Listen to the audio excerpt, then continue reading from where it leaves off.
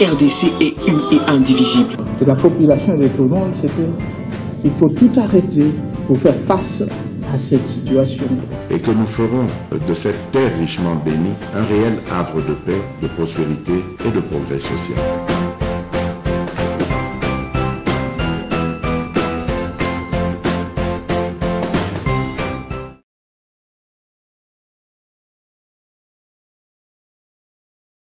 Sur ces plateaux, Toali, Namwala Mboka, Médard, Kankolongo, Wazali président d'un parti politique Congo en avant. Médard Kankolongo, pour y malam na bosolo. Merci Mamelo, merci na Bandeko Nyonso, Azolanda Biso, partout à travers le monde. Merci na invitation na yo, tokosolo la mboka parce que il fallait tobeta masolo ya Congo. Voilà, les lotokobeta Maïmatali, République démocratique du Congo.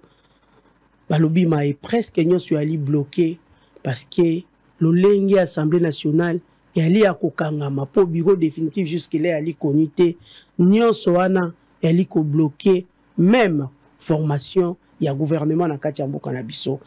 Mais hier déjà à partir de 21h s'il faut dire l'Assemblée nationale a outaki ko lancer un communiqué officiel numéro 012, j'espère que la technique a rebondissé la Bissouango, qui signé par le président du bureau provisoire, bureau d'agent, Christophe Mbosonko Diampuanga, qui signé depuis le 15 mai 2024. Je vais prendre le communiqué et puis to zonga penza na kati ya maso na biso en exécution de la décision numéro 004 patati patata 2024 du 8 mai 2024 fixant le calendrier de l'élection et de l'installation du bureau définitif de l'Assemblée nationale. La commission chargée de l'examen des candidatures au bureau définitif de l'Assemblée nationale mise en place par la décision numéro 006 du 11 mai 2024 a déposé ce 15 mai 2024 son rapport au bureau provisoire de l'Assemblée nationale. Au terme de ce rapport, les candidatures ci-après ont été retenues aux différents postes au bureau définitif de l'Assemblée nationale. Premièrement, au poste de président de l'Assemblée nationale, l'honorable Kamere Lwakaningi Vital. Au poste de premier vice-président de l'Assemblée nationale, l'honorable Chilumbai Moussaou Isaac Jean-Claude. Au poste de deuxième vice-président de l'Assemblée nationale, l'honorable Mbosonko Diampuanga Christophe. Au poste des rapporteurs de l'Assemblée nationale, l'honorable Jolie Essengekeli Jacques.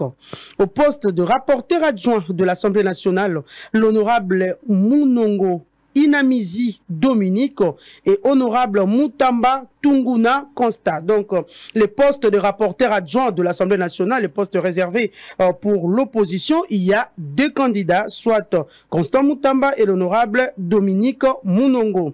Au poste de questeur de l'Assemblée nationale, l'honorable Poli Lunda Chimène. Au poste de questeur adjoint de l'Assemblée nationale, l'honorable Caroline Bemba Ouale. C'est fait à Kinshasa le 15 mai, Christophe Mboso Kodia, président de l'Assemblée nationale. Médard Kankolongo, Oti Koyoka, ça, les tickets igno sacrés, s'il faut dire, Yangoane Bimi déjà. Le poste est à présidence, Tomoni, et Alika Robert Moko, Tomoni à vice-présidence, il y a président, Tomoni, Lolenge Alipe, plutôt le poste est à il y a réservé pour l'opposition, les rapporteurs adjoints dans l'Assemblée nationale. Là, il y a deux personnes, soit Dominique Munongo et Constant Mutamba, Mwalamboka. Comment expliquer Union Sacrée aux Ali plateforme où Ali a mon et c'est vrai, Union Sacrée les Tokolo qui Ali vraiment fait privé.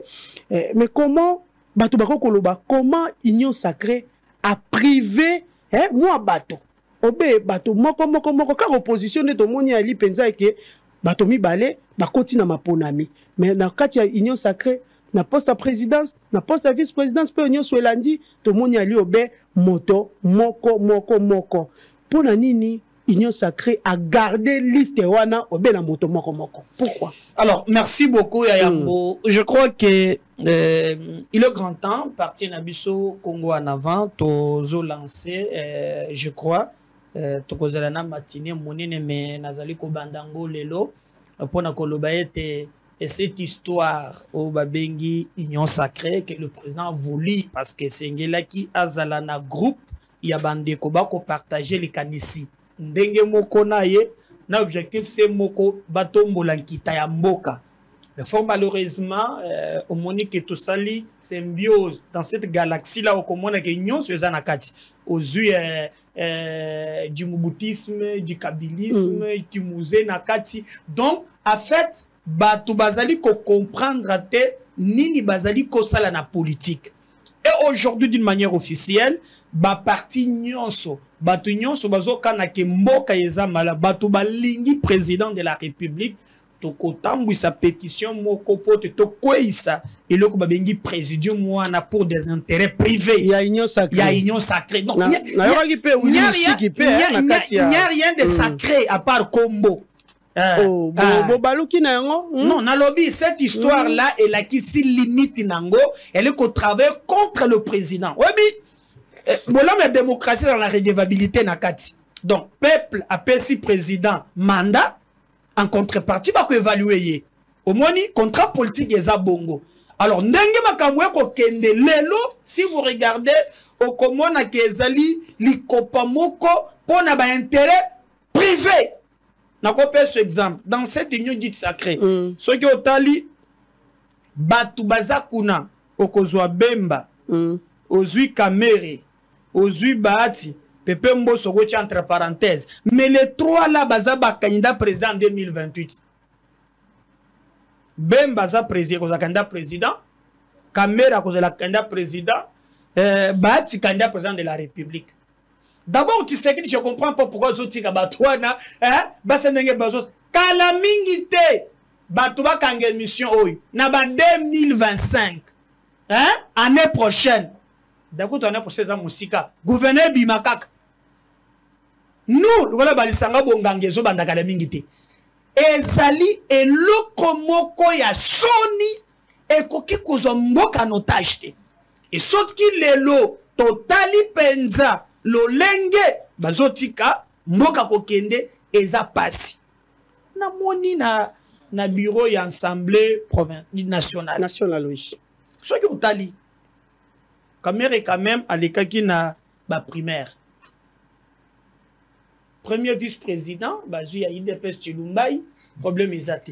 Mais Bamoussousouane. Aux UPP, Mbosso a deuxième vice-président. Deuxième vice-président. Mbosso Kodia. A Otukozala, président et assemblée. Oyebi rapporteur Jacques Njoli. Nazwe malembe. Oyebi alanga nzembo mukoyembe alobi. Somuni moto akei. Hein? Alinga zongo sera bossé le moko.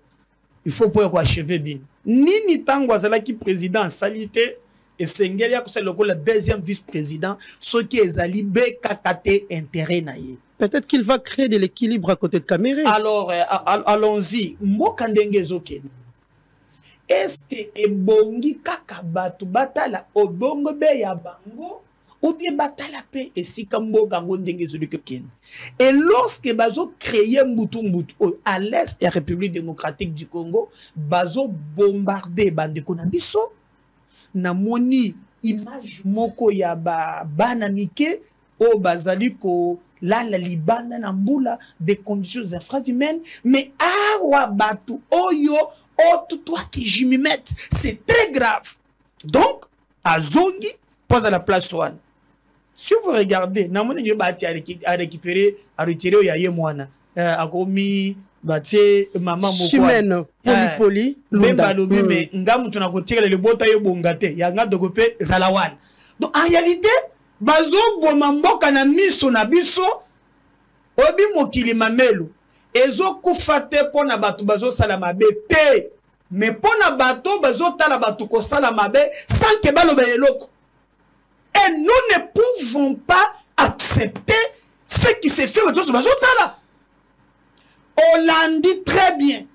Na nyonso nezali ndenge nini lolenge nini bantu bako se positionner. Mais est-ce que le président de la République a comprendre que cette histoire est ko déranger?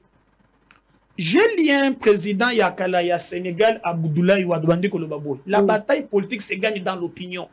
Même le service. Est-ce que baza quand même na retour ya opinion, c'est que l'opinion pense. Mais en réalité, c'est comme si on a érigé un système, il y a bafoué volonté populaire et to combiner batu makasi au sein du régime, pemboka ezali kokende. Je peux poser la question. Parce qu'on va payer si batu moussous, va poster les ponani. Bon, union sacrée ça fait privé. Moni, là par exemple, ndé nazaboy. Nakei naza présent parti politique. Ok, dans un recrutement politique. Vous voyez que Nga a gagné l'élection. Naba voix est belée. J'ai mené à la cour 4000 voix. Nazo kende na regroupement. Nebisu Bangombo. Bopé Sangaï kaka procuration. Na saisir cour pour nazonga na droit. Yo quoi ba mouton na fait privé. Alobi yo kondume biso. Tolongo la neve abati tous os problèmes. Ton copain son mandat. Donc, batu bazo confondre les désidératés à peuple n'a pas intérêt privé na bango. Et si le président de la République attire attention te, ndengo eloko ezokende à mabeza. Mais au moins au Beteli Modeste Bahati Maboko par rapport à retrait, il y a candidature, il y a Serge Bahati. Yo na moni mambelo c'est comporté en républicain comment yé d'abord baboubiye baki non ba pousser ndeye po ya yebaki ke bakocha batu bakozala 2-3 comme yebaki quand même que non na we tali libota batu be za champion malamu ami retrait pourvu que aluka lo lenge nini te ya ko perdre yango landela peut-être mutona pe atie Luka, toko luko komona quand même que non, moi singa moko ya libote ko zangati. Alors, nous ce qui nous intéresse, nous travaillons pour na babota, et nous travaillons pour le Congo. Batu nyonso basala ka politique te na Congo. Mais Chimène Babi ali membre effectif na kati ya FDC. Bon, ali moto aussi a travaillé moi mingi azala gouverneur, a sima intérim ya gouverneur. Asali pe moi makambo belé. Na ba polémique wana te. Ngai na siéger na conférence du président. Donc, ce qui n'a pas c'est une personne qui est à la hauteur, bah, tu as remplacé. C'est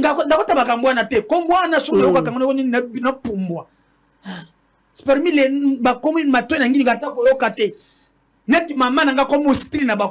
donc, même là, toi, posé au roi,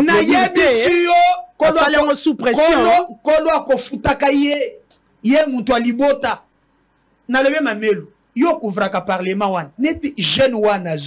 Azui et Bongana, Kombona Yeneni, ceux qui s'aiment, ceux qui s'aiment, ceux qui ont tali garçon, qu'est-ce qu'il peut faire pour le Congo?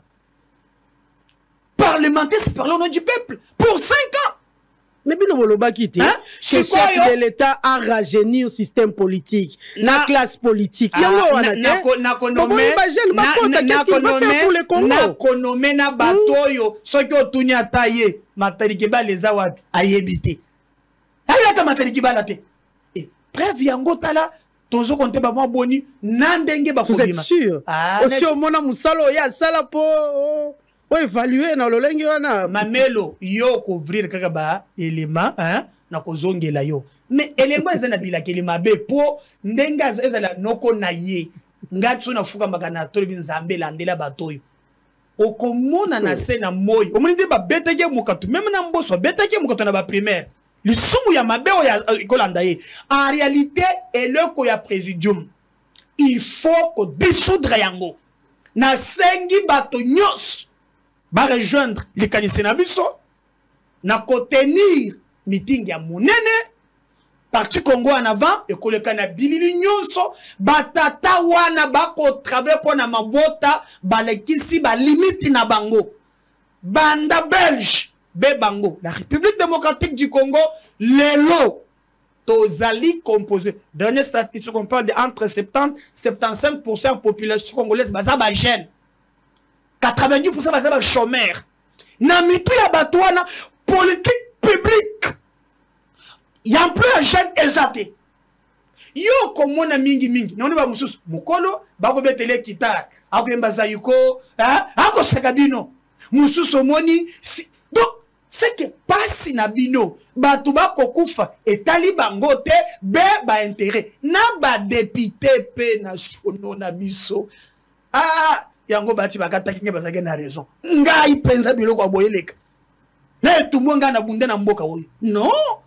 Moi, je mène un combat de vérité. Je mène un combat de dignité. Nakoki kondimate ce qui se passe. Et le président de la République, ayebake recul démocratique, oyezo le kalelo, yé e kozala na avantage na yete. Batu nyoso na bakozala te. Oye binga mone na mboka oyo. Batu bebete shita sime. Moko le fait se cache kweya. Na moi. Ndeba traversa e pati sekedi. Kala mingi te bazolongo Tshisekedi na moi bazokende okotala po bazana français moko la politique est dynamique. Quand j'ai vu Jacques Ndioli azali professeur nanga d'abord na elle il y a droit constitutionnel obike na mituna biloko batangisa kabiso. Moi j'ai un débat ou na auditoire na ye mais na oyo bazo pratiquer na politique ili butuna moi mboke ezo kendaka. Mais il y a 4 à 5 personnes. Donc, si on va calmer quelque part, Oyebi, Lelo, Madame Judith a bloqué pour Dani. Il y a un lobby, Alingi Komonate. Bakozi, il y a un regroupement. Fati Azate, Bazali Fati. Oye, Kolekate, Biso Fotokotakak. To signa pacte Namboko, Repne Pesa Sanou. Maman lobby, te. Nini si la kate, ata film à Jésus et si là. Depuis, biso, parce que ezana mabot, soit pour le rôle en boss. Bati, caméra peut m'amouker. Mais bango vivaga na trésor public. Hein? Ba vivaga na trésor public. Banda, je sais pas, Mobutu. Donc, qu'est-ce qu'il y a l'état moute boko la bango? Bango tikate. Donc, ceux qui va tiki mouke, moi ezate. Et d'ailleurs, il est grand temps que cette histoire na bureau et ensemble est s'arrêter. Na moni ba imposer bango ba candidat unique ko sakana te parce que selon les informations dans laquelle nango ezake non ba député oyo ba zaki na commission kuna blackte alors ba telemi pona bango kaka ba candidat wana ba signé pe publier yango. Alors Augustin Gaboya lobby non en tout cas aux union sacrée à salam mukili yo tokende nation. Alors attendons voir samedi ils vont s'aligner. Parce que je ne vois pas. On parle déjà qu'il y aurait mon pata ces eaux circulées dans le couloir. Non, n'a pas preuve. Il faut na mona yango qu'ils ont circulé. Samedi, Kinois, Congo va comprendre quand même que non. Batia et liquiate ne lo ko baza nommé. Raison pour laquelle la plupart balingi qui baza la nommé. Donc la liste président Bosson Kodia a signé qui lobby pour na candidature définitive yo ali contre yango. Non, mais Mamelo. Même je pose un compte. Non, comment ça? Moi, je te pose la question. Saute, il y a un epsilon boy. Soit ali contre yango. Dans les listes, moro ya alléluia, amen, accepte tout. Comme yebi ke ba imposer ndeko imposer. Et comme il servit à Maboumou.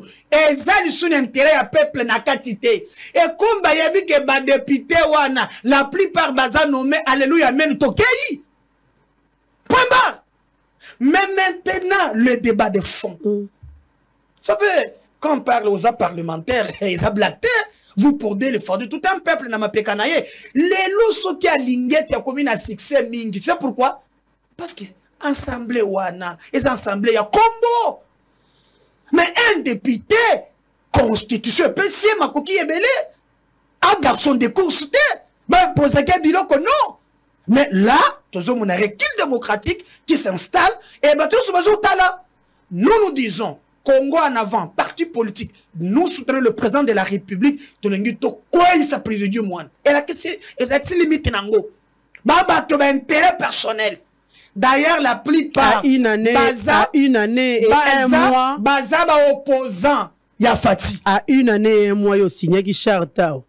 à une année un mois toyamba yo kaka na plateau à une année un mois ngana koyeba ngana yamba yo awa pe opesa maloba ya kitoko pona au défendant même ba grande ligne ya na kati ya charte.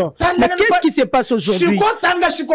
Normal c'est quoi? Parce que Vital Kamerhe s'est représenté, parce que Mbosa Kodia a fait une primaire, azongi lisusu na kati ya président me pesé sur ye, azongi deuxième vice-président. Ngai na signa charte. Je me souviens, le 15 avril. Hein? Exact. N'a participé à la réunion préparatoire. Le fleuve Congo Hotel. Hein? D'abord, il y a le bosso de Banda qui est à Pepe Mbosso à la maison du Parlement. Nazala Kiwana. Tu as deux réunions. Tu as la fleuve Congo. Tu as ata nyonso Nazalaka. Soit qui otangi ndenge toyo kanitoloba kiboy. To sangani poto tia intérêt ya mboka liboso. Ndeko mami na charte. E komami te tocha intérêt ya mabumu na bango liboso na mabota na bandeko. Toka na bongo te. Et puis bali ba opposa ya fachi kala mingi te kanga émission okozonge la ngai. Mais so ndeko ali na compétence. So yi moi nazali compétent. Na koki koboya atamukete. Siko eloko zaka musangai. Zela. Bemba. Ma poste échappé bino et bino, vous êtes mécontent? Non, démocratie, ezali ba oba kozwa, ba oba kozanga. Ezana meta gouvernement de gouvernement, batrio sur ba kozwa kate, eza loi ya nature. Au moni, le chef fait partir de la vie. Déjà une centaine de députés va soutenir la liste qui présentait pas Mbosso. Mingana émission est-ce que na mboka oyo presque au moni na c'est pas qui na Israël parce que presque faut enquêter hein au moni les mêmes qui soutient ndiro yo ibombokote zela kaka na pesio 2025 gouverneur ebima aw oyo ka banu mweli sanga bonganga a formé ba déclaration ko bande zeleka gouverneur les mêmes on nous soutenons pas na ba calcul moko privé et mboka ekoki kotambola bongo te aussi longtemps que ba problème ya fond ba tubaze ko soulever yangote ba congolais nyonso bisika bozali ba tu union sacrée parti na biso Congo en avant nous soutenons le président de la République mais tolingi présidium ekweya et ali présidium ya mabe obi donc ce sont des gens vraiment on va travailler pour l'intérêt de bango privé et le président de la République pendant tout ce temps pour remarquer ma bête pourquoi tenga na remarquer yango na dernière réunion to salaki sataka kaka to yebi kaka période d'élection ando yo ataraki mingi ba ce que otalaki ngai bien ata banda lelo bango so mabe Jean-Pierre Bemba mabe Vital Kamerhe mabe Sama Lukonde mabe Sama kutu yepe abeti baku na miliki na comprendre mboko yo oui, il y a besoin de Sénat. Donc, le premier ministre, penche à Sima Sénat. N'a le bien. Il y a un beau camp. Ce n'est pas et ça un beau camp. Tata, mon bus, quoi. Tu vas toujours aller la bino. Et les gens vont accepter ça. Pourquoi? Constitution et pessimison, ni be kondengi. Tu as la chance ndengi moko. Non, il y a combien de yoko zalawan. Yoko zalawana te. Loko les a nomination te. Loko la les a élection. Boutique va compétir. Il fallait présidium à ça la concertation. Non. Au moni. Pendant moni, l'honorable Michiki confirme la pétition des 233 députés nationaux qui exigent la démission du présidium de l'Union sacrée qui a montré ses limites. Exact. Le Cambozani, na lobi boyik. Au moni de bango ba poni ba candidat na bango. Hein? Après, esengela ki bati kapé ba depuis. Oh ya linga zala. Mamel, toza la République démocratique du Congo. La beauté de la démocratie réside dans la contradiction. Pensez unique que les kate. Nous n'avons décidé alléluia toqué. Ça ne passera pas. Et je n'accepterai jamais. Je combattis Kabila dans ce pays. Le même système. Mais dans Kankolongo, je vais faire un combat. Pour la vérité, c'est pas aujourd'hui que je vais me compromettre pour 5 personnes. Donc, il y a un fandi kakabozo, un fandi, yoko zadawan. Oui, allez, yoko komawan. Yoko chan de gote, tengai, de gonanga bien go, chelanga Caroline, yoko chate, chelangai. Eh bien, sili. Non, mais monsieur, et ça, bon, il y a des Congolais belé. Donc, Ceux qui va député, toujours soutenir Bango. Et nous demandons, toujours faire ça, matinée moko d'explication, matinée de vérité, na kozonga uzana bientôt na fin, ya moi, oyo, pour na kosenga na président de la République, batowa na te. Et là, il fait quoi ya? La plupart, bazaba candidat président de la République, bakola kisabizaleli na bango kalamingite. Est-ce que mboso Pepe na munya zana ba ambition hein? Entre parenthèses, par rapport à l'âge, il y a poids politique. Non, exactement. Par exemple, Pepe na logique pouvait rejoindre Kengo. Au moins, abîmer la dignité. Mais maintenant, qu'est-ce qui fait qu'il a se représenté à chaque fois? Il est tombé dans l'élection, la primaire et l'élection. Et à Zongi sous na poste à deuxième vice-président. Lo chocho. Au moins, bango balingi. Pepe. Bofongoli nzela. Asali boy. A Pepi. Ah, Pepi. Bango mboko yo. Basinya mikanda na baboti na bango. Balubidu boku na trésor public. Yo, okosala kate na vie na yo. Hein? Yo, tu okokota mabele. Hein? Liaka na trésor public. Bananka sina yo, banan na trésor public. Donc c'est regrettable. Et nous n'accepterons jamais ça. Et c'est là-bas, na moni caméra. Caméra les gars na primaire, na problème na yete. Pourvu que yé soit commis, pour na moni mikolo yo, azo tambola kana garçon batu balinga kayete. Azo défia kabiso, mwana mbele meka ki dollar na mulayi ya mwana. Nde muke so na matoyi, mais ozo finga kabiso te papa na ngai. To za na pasi na mitema. Bino bozo mbongo ebele pour la plupart na bango na communicateur na bango. Aso fandi boy. Et yo, zo 300, les kafingela, ah, monaki. Oh, le tout puissant, le capable, mais bangonda basi bazu ebele. Eh, on m'appelle comme ça. Et c'est regrettable. Nous n'accepterons jamais. Ba Congolais, 5 personnes te, ba bengi présidium, ba ko boto na binombo kate. Ndenge to telemela kabila, to telemeli bango. Vous êtes sûr que les élections auront bel et bien lieu ce samedi dans l'Assemblée nationale? Je sais pas. Et qu'on s'est passé dans le climat malam. Parce que quand on lit les tweets où Willy Michi qui a dit c'est compliqué. Bon, dans l'Assemblée, il y a deux types de députés. Les 300, députés, il y a 300 et quelques députés qui sont contre les présidents. Et ça, deux types, il y a des députés. Et il y a des députés nommés d'Azali. Par exemple, garçon Botulinga et Bongarangane comme Bati Basim. Yep, so belenga na chom. Oui, noko, kande lobby. Akobo yaza? Abi na chona pona ba mission na ngai. Alors, mutu pa talo e benga ki nan. Oui, papa, kande lobby. On était au pays à le gonga pesa problème, au pays à du muhala wonani. Alors, oui, papa, na kusande ngo lobby. Donc, ba musuba sa bongo. Ba wana ba ko s'aligner. Mais ba oyo baza ba eli na pep ba konji mabuzo ba wana te. Carrière na bango ko kende mabe. Pour une fois, caméra yo kota na ba nommé na ba eli. Parce qu'il est nommé dans mot d'ordre. Mais bah oh bah travailler, nous soutenons le président de la République. Mon parti Congo en avant soutient le président de la République. Mais oh yo ya présidium et commis bah cop, ça ne marchera pas. Mais maintenant, sur quelle base commission est qui chargée à réceptionner dossier des candidatures dans l'Assemblée nationale, ils ont pu débarquer d'autres candidats. Pour tout le monde qui peut ici, mais on ne le voit plus sur la liste définitive. C'était sur base de quoi? Oui, mais type digestif. Maquillage, qui en a été. Tout le monde qui maquillage dans la commission. C'est sur base il y a type digestif. Digestif comme Mayo Pédisou. Maquillage na kati balongola makanisi. Na yebisu bango. Mamel balongola makanisi yao ekita boy. Ite ba maquillage wana. Kabiliste, muséiste. Là où tu sais que donc l'ensemble de tout. Palou, A, B, X, Y. Avec ces pays,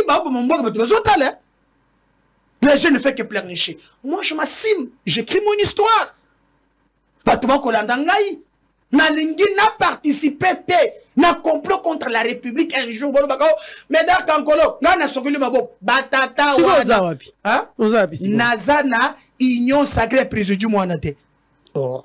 Bokaboli a omi balé. Ah. Oh, il y a peuple. Il y a 300 députés. Na lobby, so 300. Ba contester. Ba ko soutenir président. Balancer pétition. Tozana Union Sacrée 3. 1. oyo komi misatu tozana ba ya ba miyibi bawo wana nde so ayibi mbongo fachibe bolebiki fachibe po azo yiba oyebi ke batindi mukanda moko ça fait 20 jours batedeli pepe mboso balobi na ye autoriser Nicolas Kazadi aya kosamba atako beta lisolo libulu ya foko $297,000 kotourna te on est union sacrée base pas union sacrée lokola yo pe hein bato basignaka charte le 15 avril eza 3 nazo kabone ekabwani ya bavole ya ba nazo le sona ba ya ba miyibi sikoyo omoni moko miselanga pe mibalo etika te natalisa ta 3 miyibi pona kotika ka muntu okote na woka bien ya bavoleur ya li union sacrée musu ya banani mususu azawa aza député provincial Mbogoso azalaki président bureau d'âge l'assemblée provinciale l'assemblée ayake pa na biso na commune Kinshasa ba beti match abotoli lupangu ya l'état molendo sakombi soki azawa nako belela asi abuki na ye ba na tracteur dima numéro 100 na commune Kinshasa muta union sacrée na deuxième catégorie aye soke po batonga sikoyo ba immeuble na ye je remercie le conseil ya commune Kinshasa ba ye wana ba telemeli atongite bitumbe ezali troisième catégorie ye wana kaka hein azwi mbongo ya ba tax parking tax moto ba million moto kango azate troisième catégorie eza présidium ya ba nommé o ba na ba député amen alléluia alléluia amen on se va lobi kaka union sacrée à gauche ba lobi rien que vous ordre mon constokei c'est ce qu'on a union sacrée ya valeur ya bato ba ko soutenir président pour temboke kende liboso nde union sacrée ya ba Médard Kankolongo et lobby il y a ba dessus mais il y a ba valeur non la déception ça un peu moins différence non écoute ma mère les gens qui sont dessus les gens qui n'ont pas de poste peut-être vont pas créer la déception lolenge ba boto lengai et bonga nangai na gagné que l'Assemblée nationale na kolubele oui décide dans ce sens là mais quand vous me regardez moral nanga na cause de la décide ngai na uta na famille ya pasi ya na katite bozo mona ngai na uta na famille ya pasi j'ai construit mon nom seul sans que na mutu te bangunde miyibi ba vivaka na banini ya l'état ngai na bunda etumba je suis respecté partout où je passe et vous savez quand mes enfants me regardent moi nanga kenda classe mais c'est sont oh Amadi tu es le fils de Médard Kankolongo oh nous l'aimons. Ton père, c'était un vaillant combattant. Voilà, héritage. Mais celui qui a combo ya ba misusuan. Là-haut, n'a pas payé ba souma soki 15 bis na 90 millions de dollars. Donc, mais en 2023, vous avez quand même accepté de travailler avec eux, hein? Non, moi j'ai soutenu. Non, écoutez, Charles na gouverner à ville à Kinshasa pembeni na kati ya salle. Mbaga. Jantini na mona ni yo ko soso la baninga boy. Hey, na charte balobi toyokani yoka préambule la charte nana ngona ndako kambo yokani to toyokani poete tocha makanisi na biso poto tinda Congo liboso batu wana bakubi ba ennemi ya président po bako se déclarer kala mingi te ba candidat président bako banda ko bundisa Tshisekedi kala mingi te entre nous tu sais que du mandat est aussi la mandat soukate bakozela mandat mosusu fo ezala pona Tshisekedi bakozela mandat ici la te batozo mon na si Kamere se représenté en 2028 Bati Mboso et consort Mabe Ali Wapso va se représenter en 2028 mais alors Mabe Zanini bazolinga ba poste hein pour babuka qu'est-ce ya l'état bacha na ba candidature na bango ba ko travailler ka jamais pour na ba projet de développement au président lobaki ke esengeli asala quand est-ce que toko kanisaka un jour que mama azana ndundo buteji à côté ko zouape l'utili ki mokoloni mais Kankolongo est-ce qu'il faut parler des problèmes de poste par exemple pas Bati par exemple pas Vital Kamerhe ce sont des gens qui ont toujours travaillé pour la République non il y a un bango ba signer Mikande est-ce que bazana ya poste vélo bakoma kakate ba c'était président de l'Assemblée nationale Sénat plutôt na kotani na vie na ngamo ko yona bisayo na kotani na vie na ngamo ko le tout puissant na temps ya Kabila na moni vieux poste ngo ba ko vieux kaka Zela 2024 mamelo na zo ya bisayo sukali koleka ba poste eleka bango ba viva kabon okokata yete okokata ko kufa na ye bango sans poste liwa na côté na vieux nanga moko il faut terminer on doit prendre les débats na moni vieux nanga moko azalaki na boulevard là natali oh mais on le tout pour ça ta kabila boîte natali vieux soit tu caché na chapeau au président vieux so kenda ko tsanga na mimiye vieux limsanga na bete du solo hoy alabi mon jeune frère na ko katé je nangai osoko sonini pété na teki ba parler nyonso biso libanda pouvoir to kodaye ba minyos po nde baza na pli pas baza na base 5 6 ba entretenir ka bango nyonso bango soki tala ma mère na pese exemple moko vérifier soki mon que soki na GB depuis bokonzi ya Kabila longo ndako ekita GB on ezaki black le bosote au komona par exemple montoyer azui ndako atie vice ba mata 2 ans a fouti ayaka kuna te lelo ekoi bana train de vie moko côté le matin voilà donc tu vas ça non tu dois kama kama vite et tu dois lire les communiqués pemina sana na mboje soka na betité est-ce que Robert Mbodi na nous sommes arrivés presque à la fin laisse-moi lire quelques communiqués ba outikoti sur la table nous allons revenir pour au chité aussi cette émission parce que nous devons prendre la deuxième partie pour les débats. Communiqué de presse conformément à la lettre numéro 0583 cab-mine.finance-cmr AL 2024 du 5 avril 2024 du ministre des Finances portant sur les nouveaux systèmes de demande en ligne de plaques d'immatriculation et de carte rose. La Société nationale d'assurance SONAS SA informe le public qu'elle facilite en accord avec la Direction générale des impôts DGI aux requérants détenteurs ou non d'un contrat d'assurance automobile, l'obtention gratuite de cartes roses auprès des agences implantées sur toute l'étendue du territoire national. Pour la ville de Kinshasa, point 1, district de Lukunga, les agences du 30 juin, des Sosimat, des Gombe, du commerce, du Bichingobila, de Ngalima et de Libération, des Kintsukai de la commune de Kintambo. District de Funa 2, les agences de Bandalungwa, de Kalamon et de Ngiringiri. District plutôt de Moamba 3, les agences de Limeti, 7e rue, place commerciale, Sonas, DGI et de Kingabois. District de Tchangou 4, l'agence de Massina, quartier 1. Pour les provinces, s'adresser à l'agence la plus proche de votre milieu d'activité. Le communiqué est signé Clément Désiré Kabongo Moba. Voilà, nous allons prendre aussi ces communiqués de presse. Plantation et huilerie du Congo, PHC. Clarification sur la présidence du conseil d'administration. Kinshasa. Le 15 mai 2024, la société Plantation et Huilerie du Congo, PHCSA, une société anonyme régie par l'acte uniforme relatif aux sociétés commerciales et groupements d'intérêt économique, informe le public et ses partenaires sur la situation actuelle de la présidence de son conseil d'administration.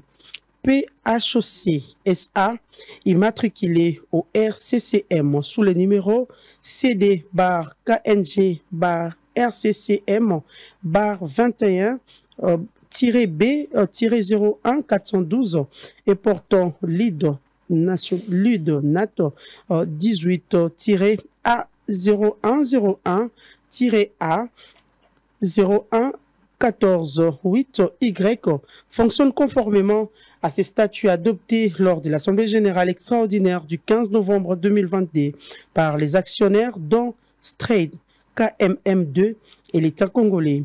Ces statuts notariés et enregistrés au greffe du RCCM le 8 mars 2021 sous le numéro 027 ont été publiés au journal officiel conformément à l'article 477 de l'acte uniforme OADA. Les conseils d'administration doivent désigner parmi ses membres un président qui doit être une personne physique. Les statuts de PHCSA en leur article 16, alinéa 1er, précise que le président doit être choisi parmi les membres proposés par les détenteurs d'actions de catégorie B. Il doit répondre aux critères bien définis et son mandat ne peut excéder celui de son mandat d'administrateur. À ce jour, à la suite de la démission de l'ancien président du CA, aucun nouveau président n'a été désigné par les conseils. Par conséquent, toute personne prétendant être le président du CA des PHC SA n'agit qu'en son propre nom et n'engage en rien la société. Pour pallier ces vides juridiques, à la demande de certains administrateurs, le tribunal de commerce de Kinshasa-Gombe a désigné un mandataire ad hoc. Ce dernier est habilité à exercer les prérogatives du président du CA jusqu'à la nomination d'un nouveau président, conformément aux dispositions du droit OHADA et de ses statuts des PHCSA. PHCSA rappelle également que les dispositions de l'acte uniforme relatif aux sociétés commerciales sont d'ordre public, comme stipulé à l'article 2 de l'AUSCGIE. Toute violation de ces dispositions expose les contrevenants à des sanctions civiles ou pénales. La société se réserve le droit de poursuivre toute personne utilisant indûment les titres de président du CA. La société tient à assurer à l'opinion publique et à ses parties prenantes que les décisions prises visent à garantir la bonne gouvernance et la pérennité de l'entreprise. Elle déplore que les intérêts personnels de quelques individus puissent impacter la société Plantation et Huileries du Congo, ses 10 000 employés ainsi que plus de 100 000 ménages congolais dépendants. Voilà, c'est tout pour les communiqués. Plantation et Huileries du Congo réaffirme son engagement à respecter scrupuleusement les dispositions légales et statutaires en vigueur. Elle reste convaincue que la prospérité partagée, objectif fixé par les actionnaires majoritaires pour contribuer au développement de la RDC, ne peut être atteinte que dans le strict respect du droit OHADA qui vise entre autres à assainir les climats des affaires. Plantation et Huileries du Congo, PHC, SOA. Voilà, nous sommes arrivés presque à la fin, Maloba.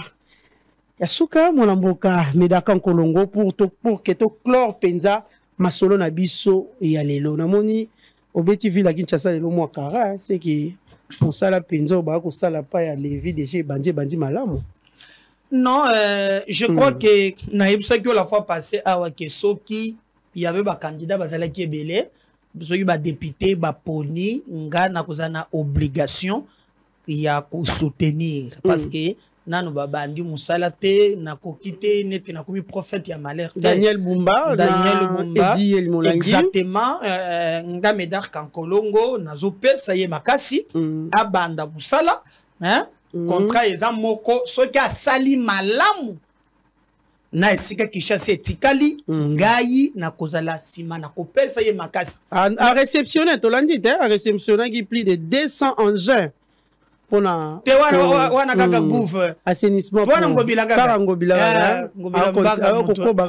ye mutu aza nano mais en tout cas moi je crois que Daniel Bumba na moni makomi ya programme na ye na tangi si en réalité akoki kozala pe entouré na bat parce que je sais que problème pe ezalaka entre makambu baloba quelqu'un a dit dire c'est faire donc il faut qu'on lie le dire et le faire alors soki penza kei nango na ndenge longobani isengela ye bake Medar Kankolongo akopesa ye makasime pour le moment je regarde et Bumba Daniel na Edieli hein boye bake parti Congo en avant et pesibino makasi bo pesa biso likanisi oyo bolobaki boko misango ya solo to mwana misala ya solo salema parce que Kinshasa eza lokola sous pilotage automatique donc on dirait bakambi penza baza penza te maintenant ce qui va yé problème ya insécurité hein to mona yango penza ndenge zaleli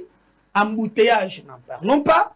Alors, makanisinga na zaleke na ngo na monike ye pa za nango alika kotonga Kinshasa ya sika kitoko Daniel Bumba na kopeso makasi na ngai soki penza oyo na yoki olobi ochango en place na vice gouverneur Edieli soki ba pesa ni makasi ba changer image ya Kinshasa solo tozo mona foule partout. Ceux qui basent quelque chose, en tout cas, et vous allez très bien, mais donner avant Baye non, le parti Congo en avant, ils ont apporté bango soutien pour te tobongo la Kinshasa et comme Kinshasa Yassika. Voilà, merci beaucoup, Médard Kankolongo, président.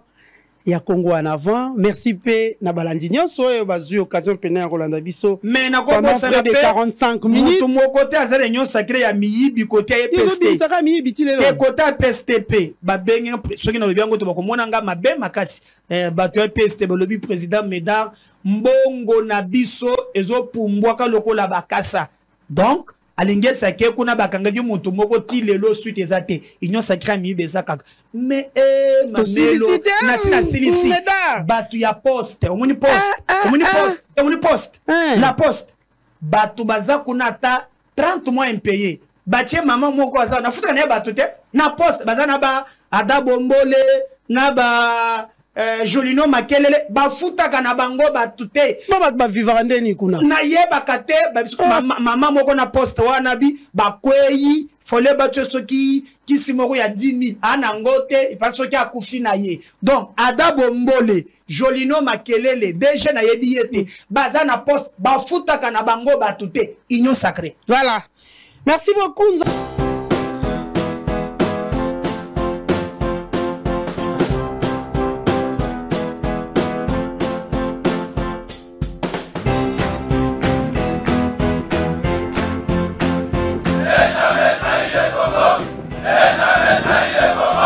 La RDC est une et indivisible. Et la population répondante, c'est qu'il faut tout arrêter pour faire face à cette situation. Et que nous ferons de cette terre richement bénie un réel havre de paix, de prospérité et de progrès social.